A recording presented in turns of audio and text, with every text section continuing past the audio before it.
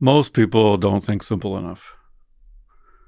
All right. So do you know the difference between a recipe and the understanding? There's probably a philosophical description of this. So imagine you're going to make a loaf of bread. Yep. The recipe says get some flour, add some water, add some yeast, mix it up, let it rise, put it in a pan, put it in the oven.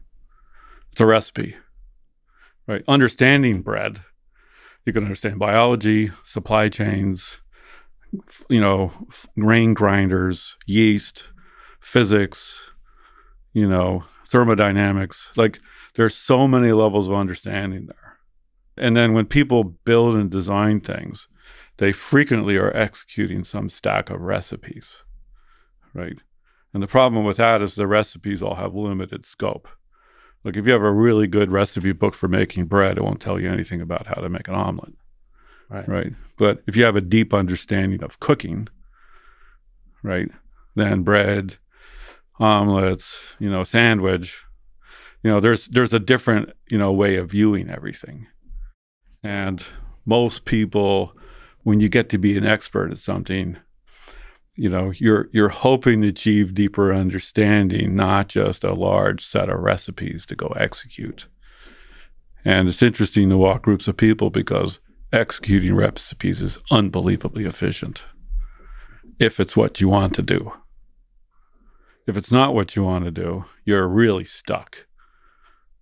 And that difference is crucial. And everybody has a balance of, let's say, deeper understanding the recipes. And some people are really good at recognizing when the problem is to understand something deeply. 나는 틀리지 않았는데 왜 이 정도일까? 내가 하는 일은 성실한데 왜 변화는 없을까? 오늘은 이런 고민을 진심으로 해본 적 있는 분들을 위한 이야기입니다. 모든 천재는 뛰어난 두뇌를 가졌기 때문이 아니라 생각하는 방식이 달랐기 때문입니다. 그중 한 사람, 짐 켈러, 인텔, 테슬라, 애플까지 최고의 기술 기업에서 혁신을 만들어낸 설계자. 그는 말합니다. 사람들은 레시피를 따르지만 나는 요리 전체를 이해하려 한다. 오늘 우리는 이 말 속에 숨은 진짜 생각의 차이를 풀어보려 합니다.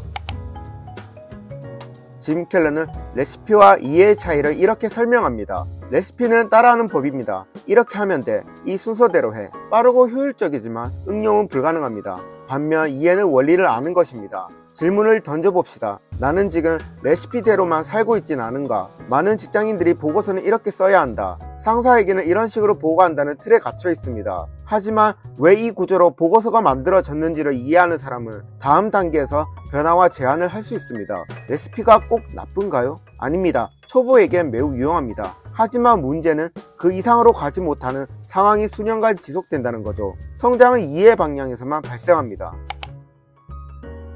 짐 켈러는 이렇게 말합니다. 사람들은 지나치게 복잡하게 생각한다. 진짜 고수는 단순하게 본다. 왜 단순함이 어려울까요? 대부분 사람들은 지식을 쌓아야 똑똑해진다고 믿습니다. 하지만 진짜 똑똑한 사람은 지식을 연결하고 요약합니다. 잡스가 아이폰을 만들 때 복잡한 기술을 숨기고 한 손가락으로 모든 걸 할 수 있도록 단순화했습니다. 이 단순함이 혁신이 된 거죠. AI 대회에서 이미지 데이터를 언어처럼 해석한 브라이언 우는 모델 구조의 복잡성을 줄이고 핵심 원리를 재해석했습니다. 그건 단순함의 결과였죠. 단순화하면 오히려 실수가 생기지 않나요? 그렇게 본질을 정확히 이해한 사람만 단순화할 수 있습니다. 무작정 단순화는 위험하지만 깊은 이해를 기반으로 한 단순화는 가장 강력한 창조입니다. 회식 자리에서 후배가 묻는다. 선배, 이 업무 왜 이렇게 하는 거예요? 선배는 멈칫한다. 그냥 원래 그렇게 해왔거든. 짐 켈러는 말합니다. 복잡한 걸 복잡하게 설명하는 걸 아무나 할 수 있다. 진짜 고수는 복잡한 걸 간단하게 설명한다. 여기서 중요한 기준이 하나 생깁니다. 내가 하는 일을 간단히 설명할 수 있나? 기획안을 설명할 때 요점이 흐려져서 팀장이 답답해하는 경우, 동료에게 업무를 넘길 때 그냥 예전대로 참고해 라는 말로 끝낼 때, 고객에게 서비스 가치를 설명 못하고 기능만 줄줄 말할 때, 이런 상황은 대부분 진짜로 이해하지 못했기 때문에 발생합니다. 내가 맡은 일을 세 문장으로 설명해보세요. 이 일의 의미와 필요성을 초등학생에게 말하듯 풀어보세요. 이게 안 된다면 이해가 아니라 암기 수준일 가능성이 높습니다. 그렇게 단순하게 말하면 전문성이 없어 보이지 않을까요? 아니요, 오히려 이해하고 있다는 신뢰를 줍니다. 단순화는 생략이 아니라 구조화입니다. 짐 켈러는 단순히 코딩만 잘한 게 아닙니다. 그는 기술을 넘어서 문제를 바라보는 시야 자체가 달랐습니다. 이건 모든 분야의 전문가에게서도 발견되는 특징입니다. 한 회계 담당자는 단순히 수치만 보는 게 아니라 이 숫자가 경영진의 의사결정에 어떤 영향을 줄까를 항상 고려합니다. 또 한 HR 매니저는 퇴사율만 보는 게 아니라 지금 조직 안에 어떤 신호가 쌓이고 있는가를 감지합니다. 이들은 단지 데이터를 다루는 게 아니라 패턴을 해석합니다. 전문가와 비전문가의 차이는 정보량이 아니라 해석의 깊이입니다. 나는 지금 일할 때 어떤 관점으로 문제를 보고 있나요? 단순히 결과만 바라보는가? 아니면 그 배경과 흐름까지 보는가? 매일 업무 하나를 정해 이 결과에 영향을 준 요인 3가지는 뭘까를 적어보세요. 반복하면 해석의 관점이 생기고 그것이 곧 나만의 렌즈가 됩니다.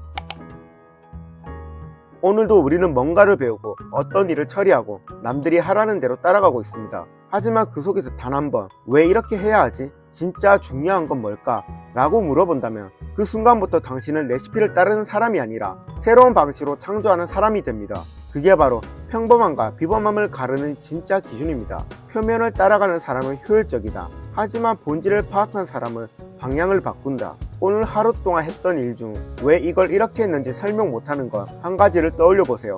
그 일에 대해 왜를 3번 이상 적어보세요. 예, 보고서 작성, 왜 이 형식, 왜 이 순서, 왜 이 표현. 적고 난 뒤 그 이유를 스스로 설명할 수 있는지 확인해 보세요. 이 단순한 훈련을 일주일만 해보면 당신은 지금보다 훨씬 더 깊이 사고하게 될 것입니다. 댓글로 알려주세요. 내가 오늘 질문해 본 건 이것입니다. 내가 생각 없이 따라하던 건 이것이었습니다. 그리고 당신만의 사고 렌즈를 만들고 싶다면 다음 영상도 꼭 시청해 주세요. I think Steve Jobs said this, right? So you have a project and you start here and it goes up and you have diminishing return. Yep. And to get to the next level, you have to do a new one. And the initial starting point will be lower than the old optimization point, but it'll get higher. So now you have two kinds of fear, short-term disaster and long-term disaster. And you're grown-ups, right? Yes. Like, people with a quarter by quarter business objective are terrified about changing everything. Yeah. And people who are trying to run a business or build a computer for a long-term objective know that the short-term limitations block them from the long-term success.